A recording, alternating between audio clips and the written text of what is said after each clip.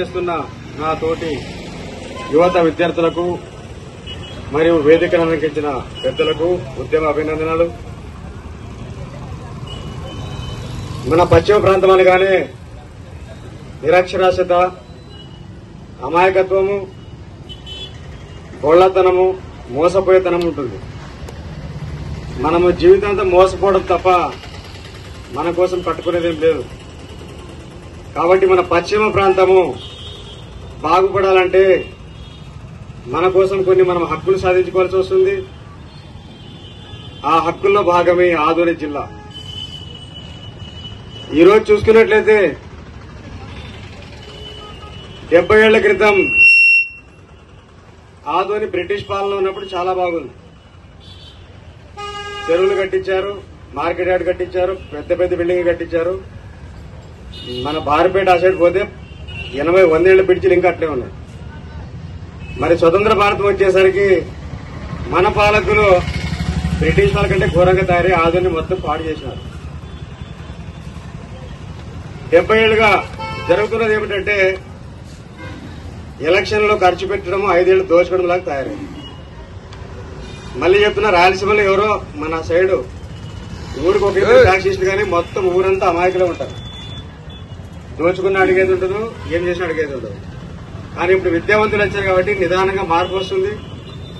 కొద్ది కొద్దిగా మనము మన హక్కుల గురించి తెలుసుకుంటున్నాము. ఇక జిల్లా విషయానికి వస్తే, ఆదోని జిల్లా అంటే కేవలం ఆదోని అభివృద్ధి కాదు, ఆదోని ప్రాంత అభివృద్ధి. ఆదోని ప్రాంతం అంటే ఆదోని, ఎమ్మిగనూరు, మంత్రిలేము, ఆలూరు, పత్తికొండ, ఇదంతా ఒక సర్కిల్ గీస్తే ఒక 50-60 కిలోమీటర్ కూడా ఉండదు. మీకు ఆదోని జిల్లా అయినట్లయితే ఆదోని నుంచి మీకు ఎమ్మిగనూరు 25 కిలోమీటర్లు, ఆలూరు 25 కిలోమీటర్లు, పత్తికొండ 33, మంత్రిలేము 40. ఇంత అద్భుతమైన జిల్లా మనకి రాష్ట్రంలో ఎక్కడ దొరకదు. దీనివల్ల ఏమిటి లాభం అంటే,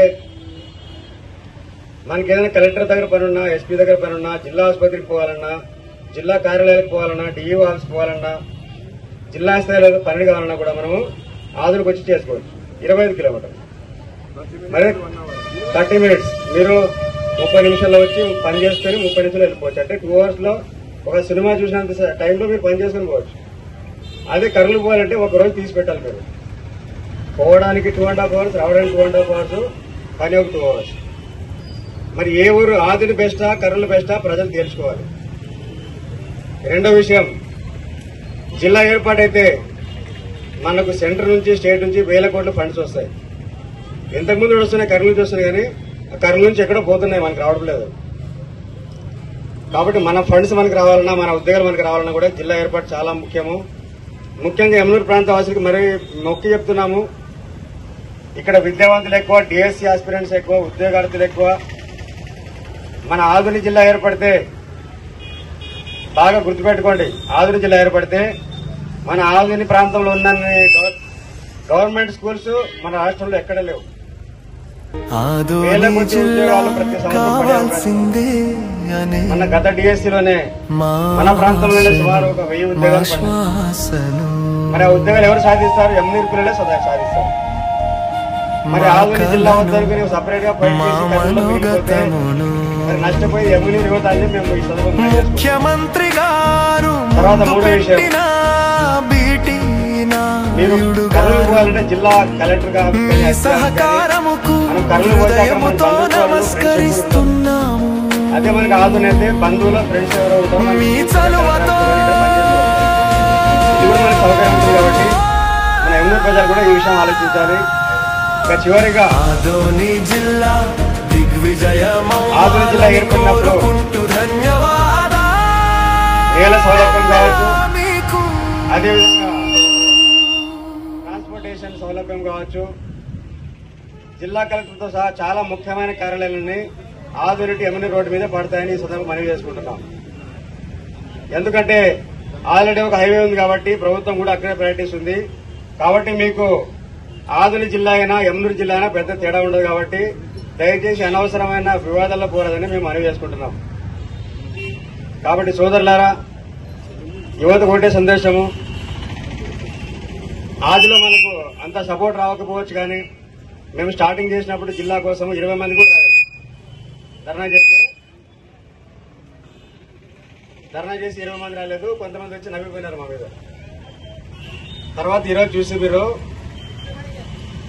దాదాపు 2 లక్షల జనాభా ఆదుకొని స్వచ్ఛందంగా బంద్ చేసినారు.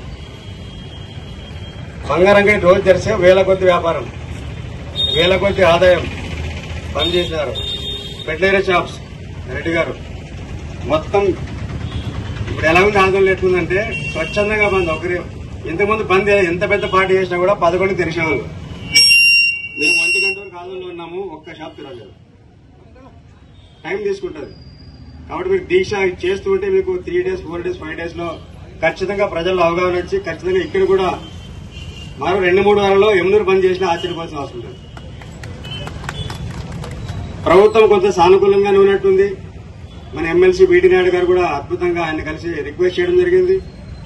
టీడీపీ నాయకులు చాలా మంది అనుకూలంగా, అంటే ఈ యొక్క వెనుకబడే ప్రాంతం కాబట్టి ఖచ్చితంగా టీడీపీ కూటమి ప్రభుత్వం ఏదో కొంత న్యాయం చేయాలనే ఉద్దేశంతో ఉన్నట్టుంది. కాబట్టి ఖచ్చితంగా మన వాయిస్ ను మరింత వేగంగా పెంచి శాంతియుతంగా ప్రజాస్వామ్యబద్దంగా జిల్లాని సాధించుకుందాము.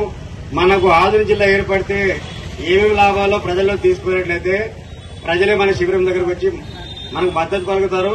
ఖచ్చితంగా ఆదరణను మించిన బంద్ ఎందులో జరగబోతుందని ఈ సందర్భంలో ప్రకటిస్తున్నాం.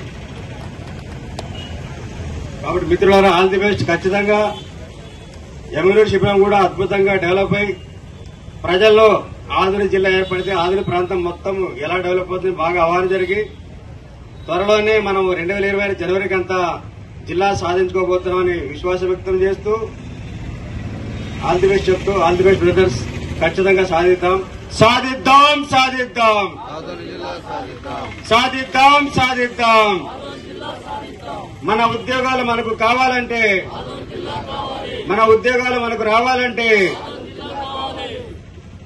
జాతీయ స్థాయి విద్యా సంస్థలు రావాలంటే, మనకు 1000 కోట్ల బడ్జెట్ రావాలంటే, మనకు 1000 కోట్ల బడ్జెట్ రావాలంటే, మన ప్రాంతంలో ఉద్యోగాలు పెరగాలంటే, మన యువతకు ఉద్యోగాలు రావాలంటే, డిఎస్సిలో మన వాటా మనకు రావాలంటే, డిఎస్సిలో మన వాటా మనకు రావాలంటే